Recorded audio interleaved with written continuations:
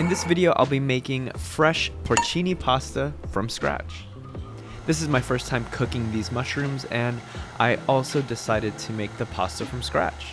This dish came out amazing, and I think it'll be something that I'm gonna save for special occasions. So I'm gonna start by making the pasta first. This is like my third time making pasta from scratch, so maybe don't ask me questions about how to make pasta from scratch. I think the golden rule is like 1 whole egg per 100 grams of flour, and this is 00 flour, by the way. I'm using my food scale to weigh out my dough first, and then next I'm gonna pour that onto my prep table and then use my bowl to make a little crater to hold the eggs. I'm cracking 5 eggs into this bowl because I got 500 grams of flour, and I'm also adding a huge pinch of salt.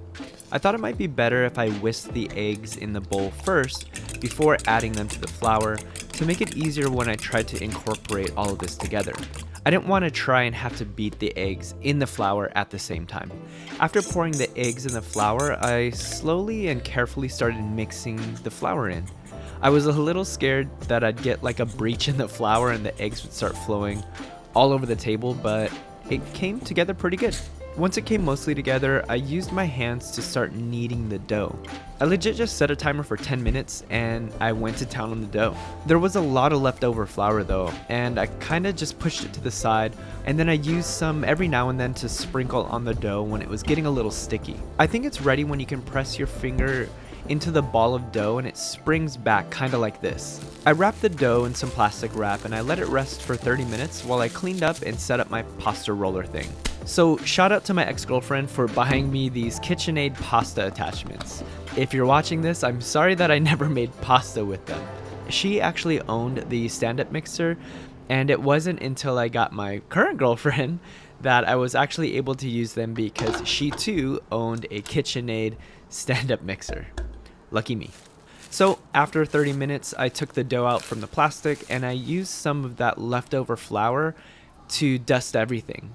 I used this scraper knife thing to cut the dough into 8 little wedges so that they wouldn't stick together. I kind of powdered the cut sides of each of them and then rewrapped it all in plastic wrap so they didn't dry out. The way this pasta roller works is that you run the dough through it a few times and then you can adjust the dial on the side to make it a little thinner.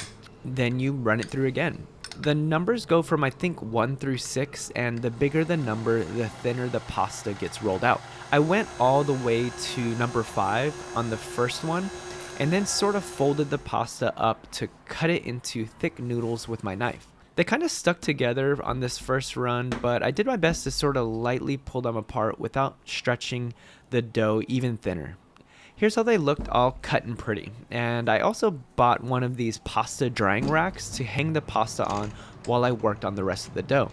I did my best to spread them out evenly so that they didn't touch and get stuck together. I was a little worried that I was rolling the pasta out a little too thin, so I only went to number 4 thickness on the other half of the pasta. I liked this thickness more when I cut it and unrolled it. I was just hoping that it didn't puff up or get any thicker when I boiled them.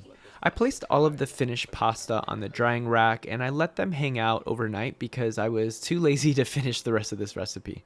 The mushrooms that I'm using in this dish are porcini mushrooms, and I was able to score a bag of frozen ones from a restaurant supply company called Gourmet Foods Hawaii. This 1 kilo bag is about $40, and I read that if you use dry mushrooms, the flavor was a little too strong and that the frozen ones were much better, especially in pasta.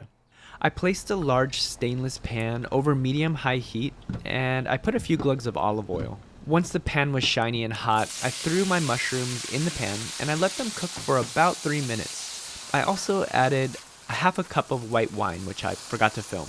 The liquid started cooking out of the mushrooms along with the alcohol, and that's when I mixed in a little bit of thyme, and then I added 3 cloves of minced garlic, which I totally forgot to add earlier. Once all the liquid was cooked out and the mushrooms started to brown a bit, I added like 3 tablespoons of butter and a half a cup of heavy cream. I mixed that all together and that's the sauce, and it looks great. While I was building the sauce, I had a large pot of water coming up to a boil. I salted the hell out of it, and then I added a handful of pasta that I made the night before. This was a combination of the thick and thinner pasta noodles. I kind of just grabbed whatever I could because I was stressing that the sauce was going to overcook and dry out. The noodles cooked in about 2 minutes, and I made sure to save some of that pasta water after I pulled them from the pot. I reheated the sauce a bit before I added a little bit of that pasta water to sort of rehydrate it a bit and add some additional flavor and help glue the sauce to the pasta. Then in went the noodles, and I mixed that up with the sauce to evenly coat everything the best that I could. I could see the difference between the thinner and thicker noodles, and I really wish that it just went with the thicker ones. I guess that's something that I'm gonna have to remember next time I make the pasta. I placed the pasta into this pretty plate I bought from Target, and then I added some of the porcini mushrooms on top. I sprinkled the dish with some chopped Italian parsley, and then I went to town with some freshly grated Parmesan cheese. I had a half of a black truffle left over from my seared scallops dish. I'll put a link in the description if you want to check that out later. And I shaved some of that on top of the pasta. I drizzled a little truffle oil on top of the entire dish because the black truffle really wasn't that flavorful anyways.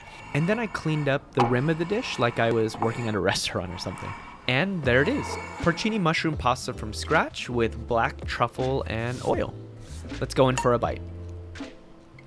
This was super delicious, and I don't think I would change anything about the dish aside from making the pasta thicker. Come on, bruh. I ended up eating 2 plates on camera. It was so good.